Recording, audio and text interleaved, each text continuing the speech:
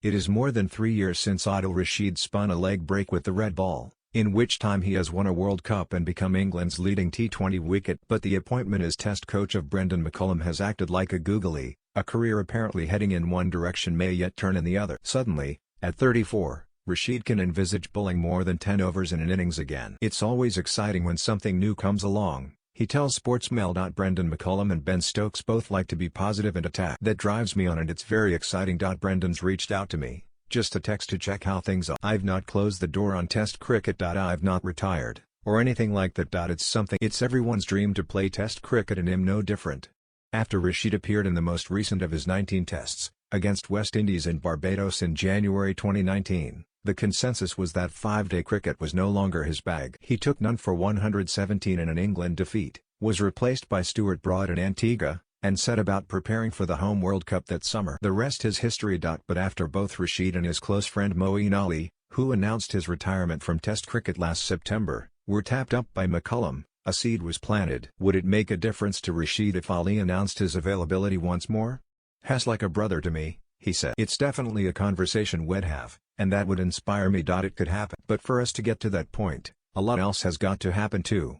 Rashid is keen in the first instance not to leapfrog the current Test spinners, Jack Leach and Matt Parkinson, who he says deserve their place. Tom Bess has not been forgotten by England either. Then he adds, "But there are exciting times ahead." And he reiterates his central message: "For me, the door isn't closed." A Test comeback is less outlandish than it may sound, especially with England visiting Pakistan for a 3-match series before Christmas. If they opt for 3 spinners, it will not be for the first time. In Sri Lanka in 2018-19, Rashid, Ali and Leach took 48 wickets between them at 24 apiece, and England won 2 winters earlier. In Bangladesh and India, Rashid collected 5 hauls of 4 wickets or more in 7 tests. Of his 19 caps, 13 have been won in Asia. It is no disrespect to Leach or Parkinson to suggest Rashid may have a role to play in Karachi and Lahore. Rashid says he doesn't think of his Test career as unfinished business, but is critical of his own performances back in 2016. "For an England leg spinner to go to Bangladesh and India and take that many wickets was unusual,